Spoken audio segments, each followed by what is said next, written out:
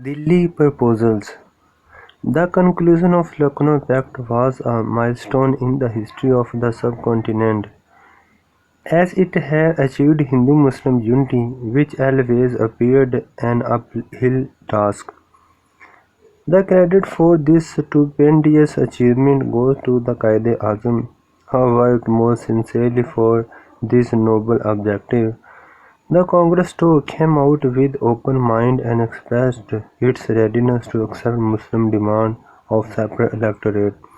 There is no doubt that Congress' attitude during Lucknow Pact helped a great deal in developing friendly relations between the two communities. Due to the Lucknow Pact, the next few years of Indian politics saw the sense of unity and brotherhood prevailing in the country, leaving a soothing impact on every aspect of society. By the year 1926, Hindu Mahasabha managed to get hold of Congress leadership. The new Congress leadership was a highly prejudicial tinge in its politics, started a violent propaganda against Lucknow Pact and the Muslim demand of separate electorate. Since the new leadership had assumed an effective control in the Congress hierarchy, their views carried importance in the Congress policy formulation.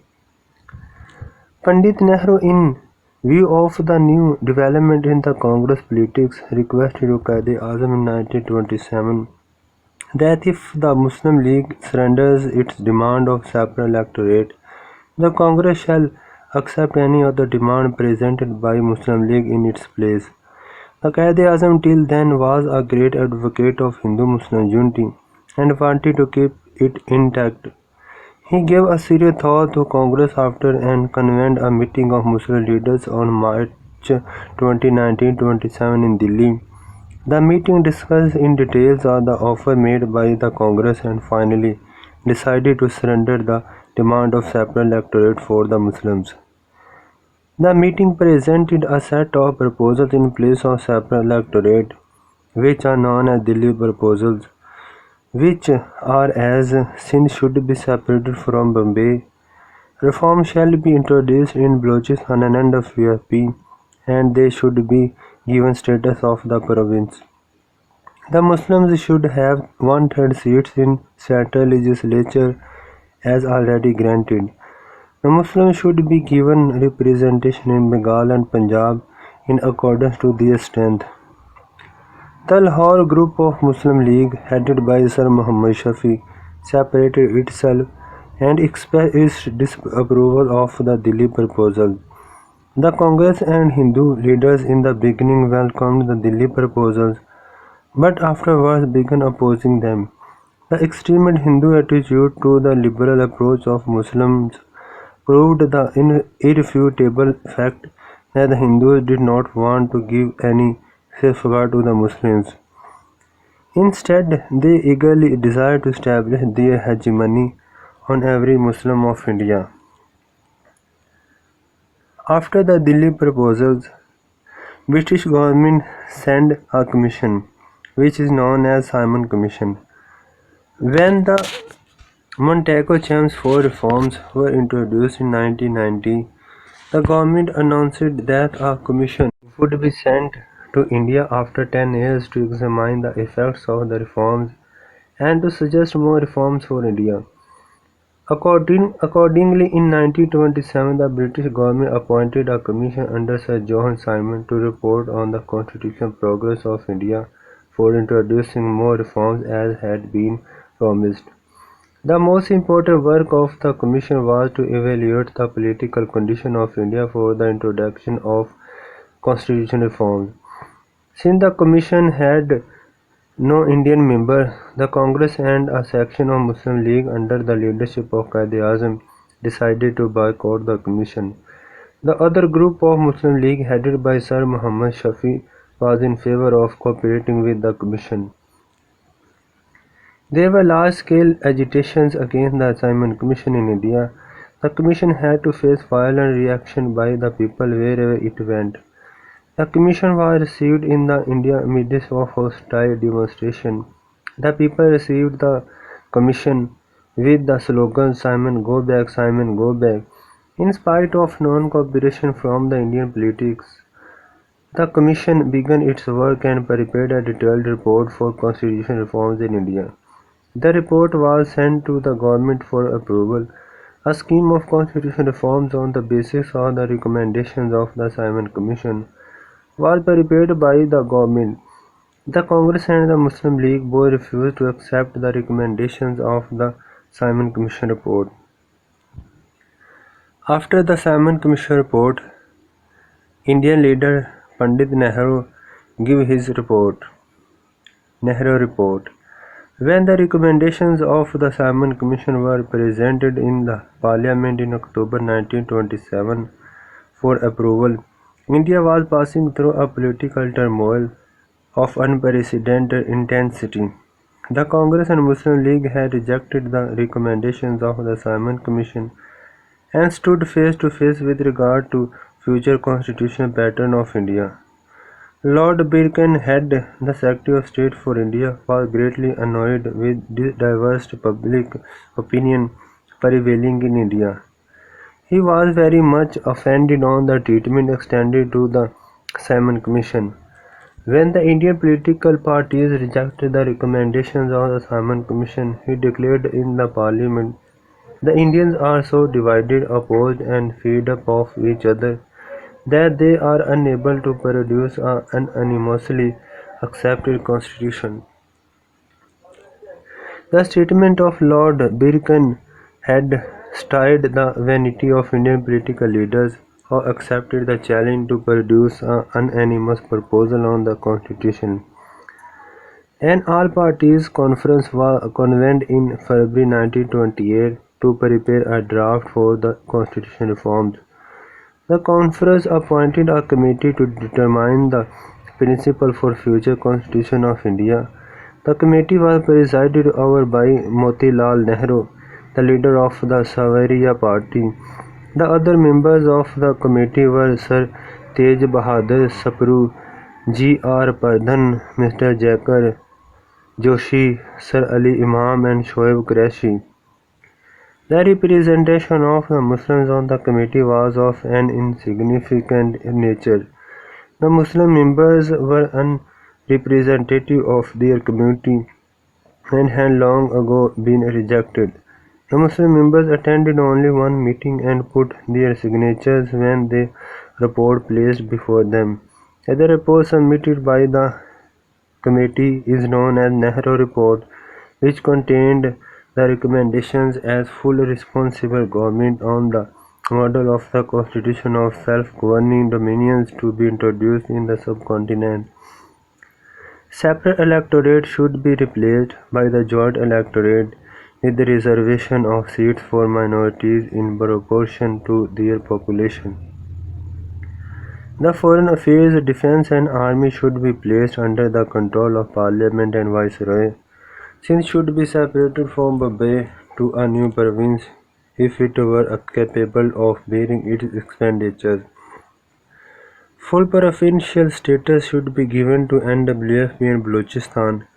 Unity form of government to be established in the centre. Hindi should be made official language. The Nehru Report was published in August 1928. It had failed to make an impact on the public as it eyed the Hindu-Muslim rift.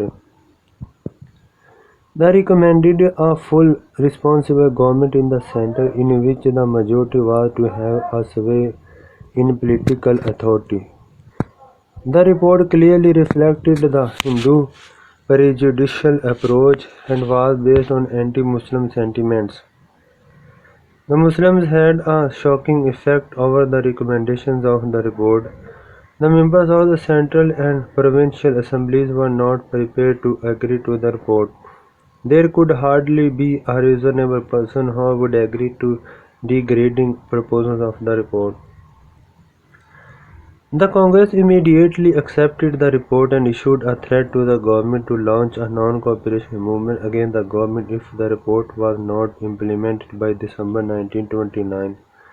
The Muslims were completely disillusioned to find the Congress coming out with its true nature as a Hindu body. An all-parties national convention was held in Calcutta in December 1929 to consider the Nehru Report. The Quaid proposed three amendments in the Nehru Report, which were as one-third representation for the Muslims in the central legislature, Muslim representations in the Punjab and Bengal on the basis of population, residuary powers be given to the provinces instead of central government. The amendments proposed by the Quaid were very reasonable and did not reflect a sharp contrast of ideas and point of view, Dr. Ambedkar says. These amendments show that the gulf between the Hindus and Muslims was not in any way a wide one, yet there was no desire to bridge the same.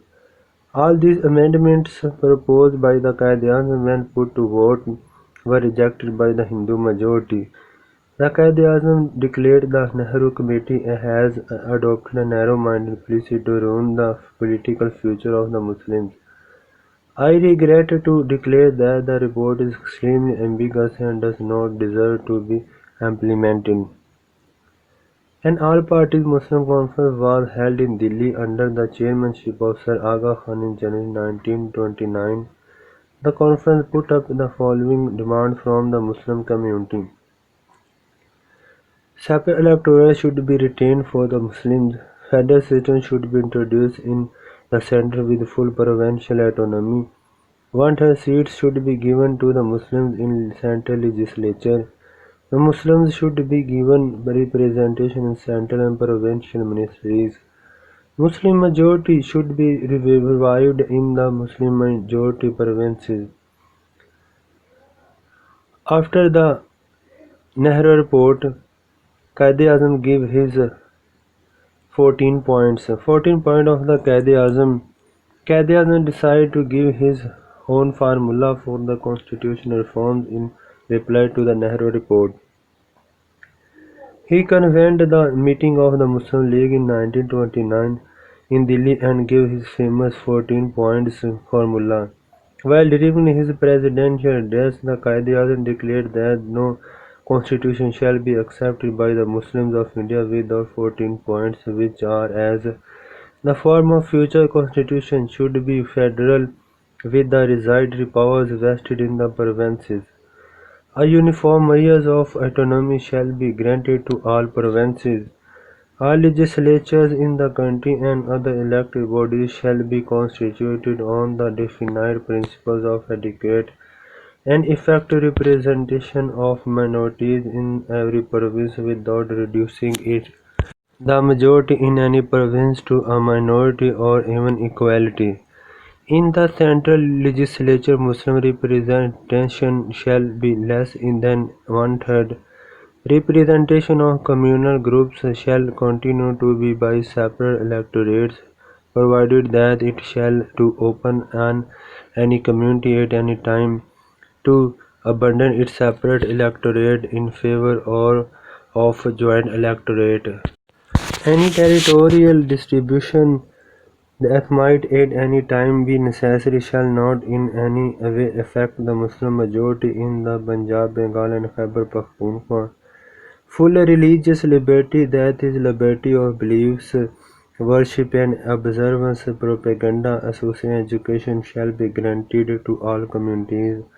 No bill or resolution or any other part thereof shall be passed in any legislature or any other elected body if three-fourths of the members of any community in that particular body oppose it as being injurious to the interests of that community.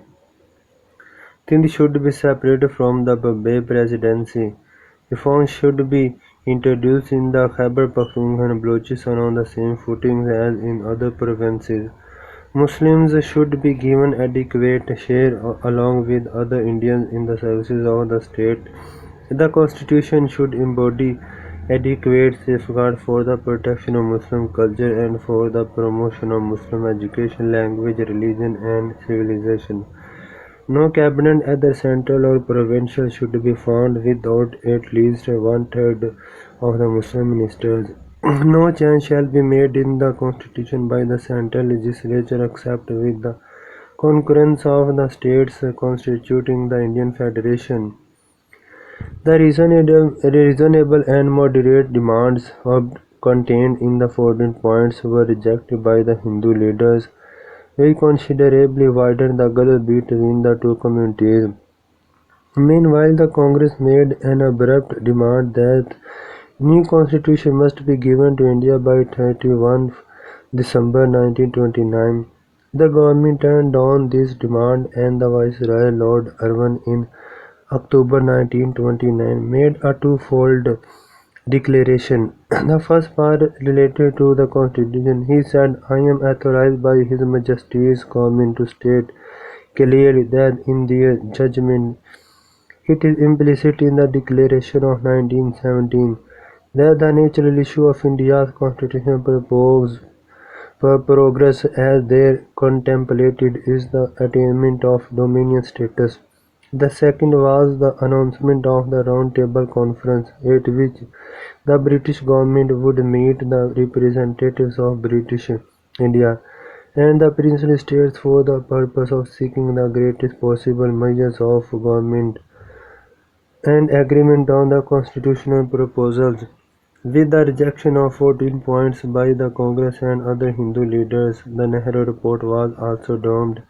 The Nehru Report created great deal of suspicion in the Muslims, who were not seriously thinking for the attainment of a separate homeland for their people and for themselves.